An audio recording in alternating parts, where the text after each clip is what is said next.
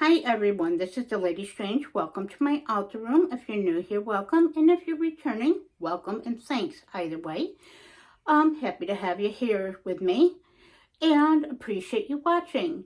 So this is going to be the second take, technically, of the video. I filmed almost a whole one.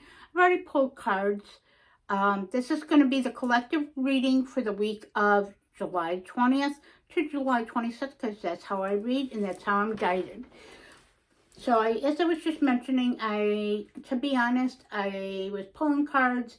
You probably, if you were returning or watch any of my previous videos, you've noticed I've had struggles with reading some of the cards, what was on them or determining. I'm in the process of getting my eye problem figured out, finally, due to my own procrastination and my own fears and anxieties. But hey, finally making some progress.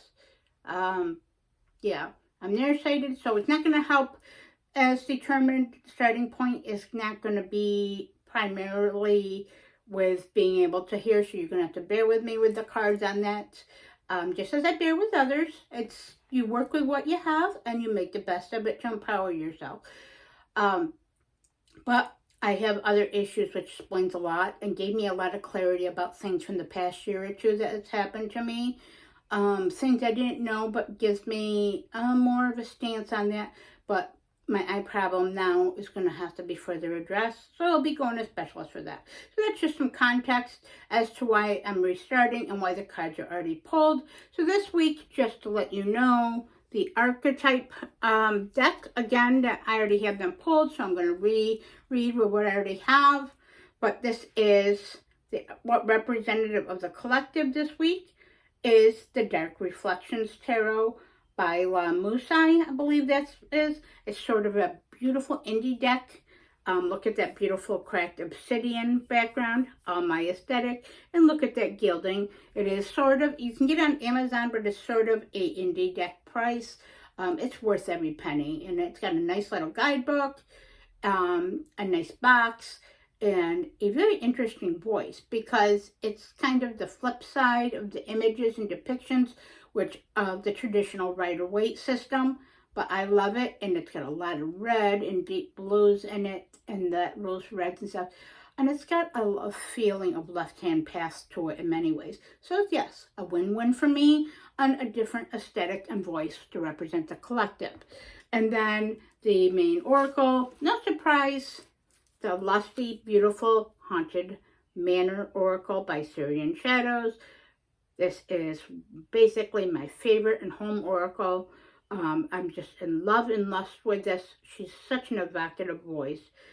So yes, my tools are also living, breathing, and testaments and references to myself, but to the magic I am and I create in my human life experience. So fortunately this deck's out of print, but it's my favorite oracle, that is.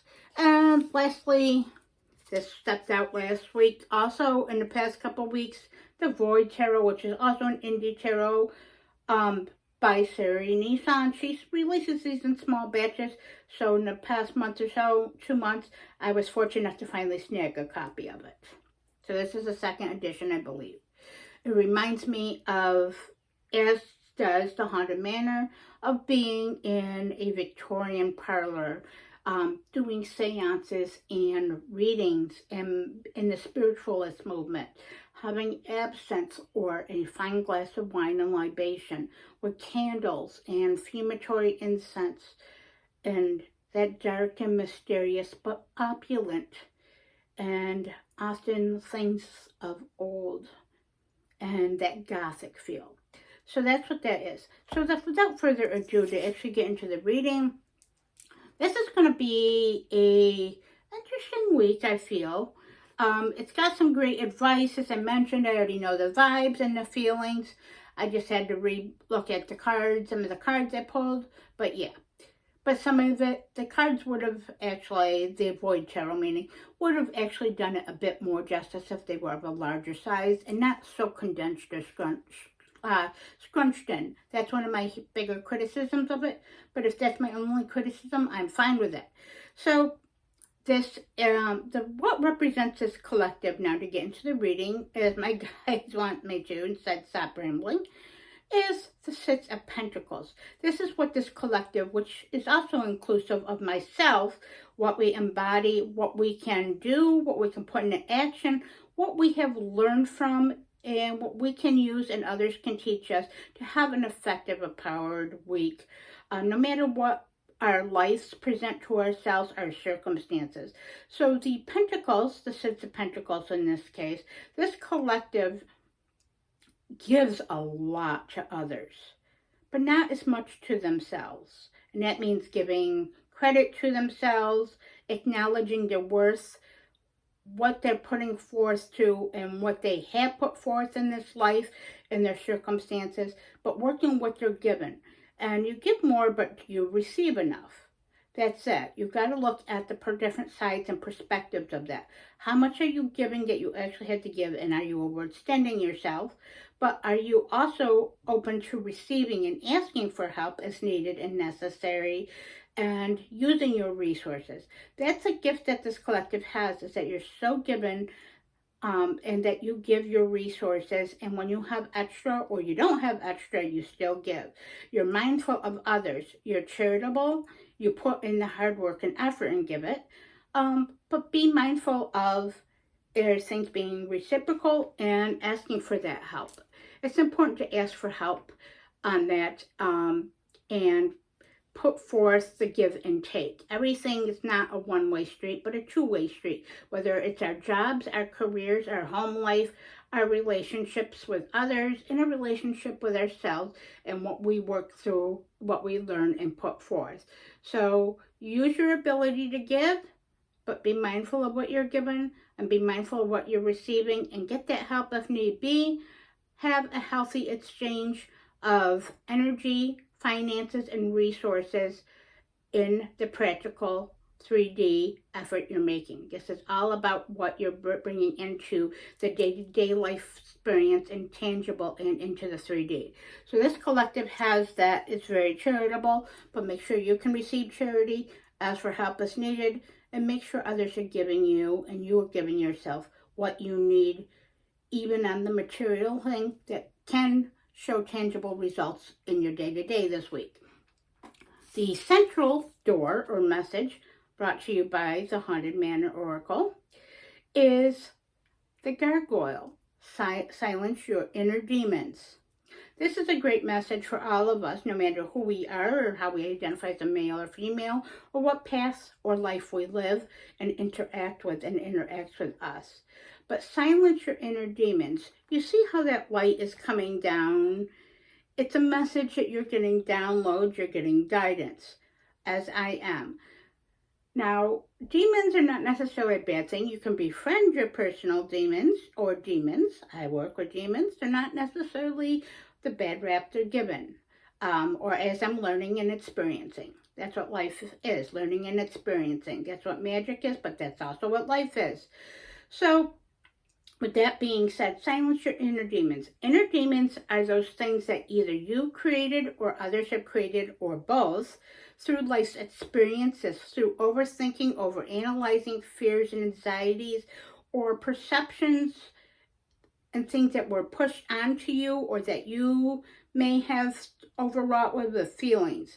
Those inner demons that tell you you're not good enough, you're not worthy enough, you can't do this, you can't work through this, you can't find and have the resources to do so, others don't love you, you don't look good enough, you don't have the greatest YouTube channel, everything and anything. You're not doing a great job, or this person doesn't like me because I don't do this, I don't look this way, I dress this way, I act this way.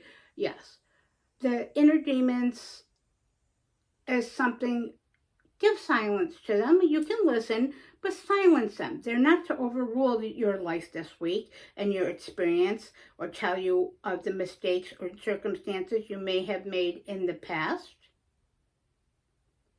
So basically, it is more about feeling and having a healthy perspective versus perceptions, but marry in those perspectives into your perceptions and not let those inner demons, those doubts, or negative self-talk or that of others that have inflicted upon you, that you need to let go.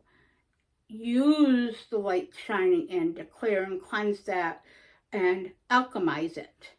And I feel this collective is going to be doing that. You're giving more to yourself finally. It's not selfish to give to yourself, but to be mindful of what your needs are too. It's not just about what society says to give others, give. You got to have a healthy take like that Six of Pentacles is. For me, that's about giving on both sides of the different sides of the coin. The keys or tarot this week that complement that sexual message, of signs and inner demons, is the Four of Swords. Swords are about the realm of thought, the realm of discernment, be what to be mindful of, aware of discernment, but also what you can bring into discernment, what you can cut away. Swords are good for protection and defense, but they're also good at cutting and pruning away that which no longer serves. They're also a realm of overthinking, like I just said, and over-analysis. The Four of Swords, and it's including myself, do your best not to overthink. That goes with that silence your demons things. Do your best not to overthink.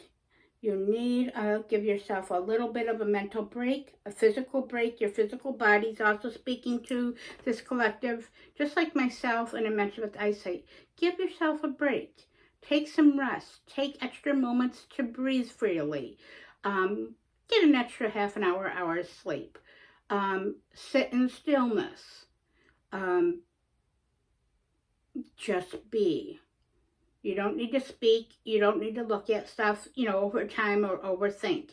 It's give yourself a mental and physical rest. Your body, your mind, and your soul needs it.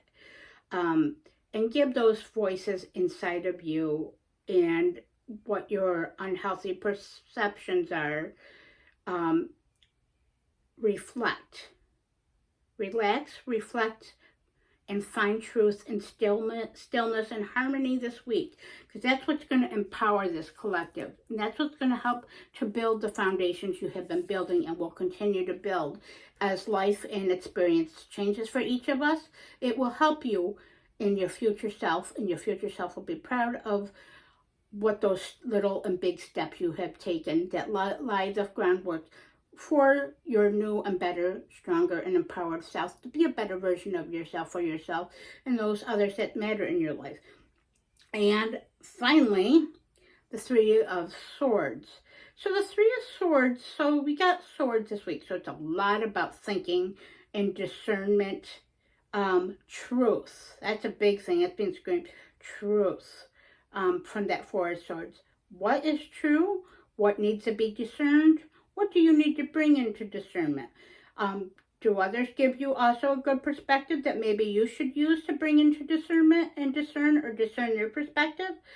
The Three of Swords is a combination for me always, and when I'm being also guided here, I'm getting a channel download for myself and others.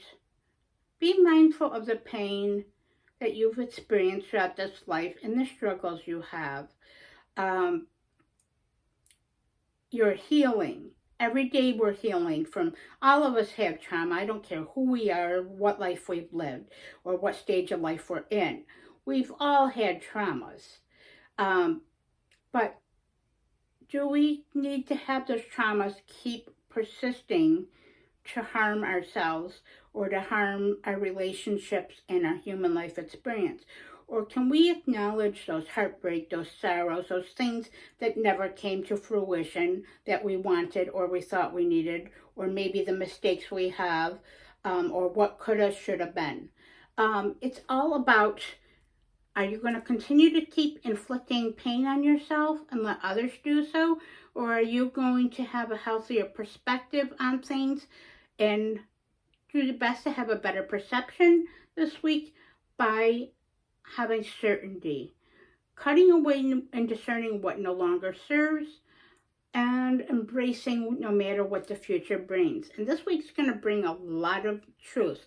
A lot more answers are really going to be revealed to this collective this week, I feel, through that stillness of the Four of Swords and listening to your body and your mind and not the demons inside in the rattle and shadow. Rattle and shadow, I guess, that's what it says, of your inner demons. But to be still, be reflective, acknowledge, and just use your inner self, your guidance, and your experience to see the truth versus the illusion of things.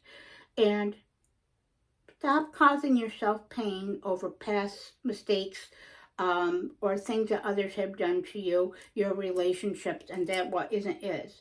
And just because negative things may be coming as we all go forward in each day to day and in the future years, I'm certain, as things are constantly changing and many things not for the better, look at it from a more objective lens. That's going to help you this week.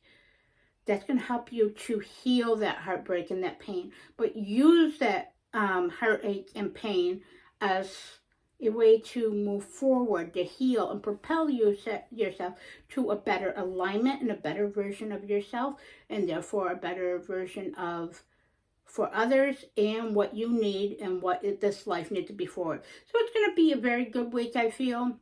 It's going to be a lot more about learning, giving, and receiving, and what we bring in tangible, but our thinking and our discernment and perspective versus perception, just like last week. So with that being said, thanks for watching this. I certainly appreciate it. If this message resonates with you or any of my other things, please like, comment, and subscribe. And please comment below if this reading you think perceives to you or your previous current situations that you're working through, past working with, or experiencing, as it's greatly appreciated. And with that, stay strange.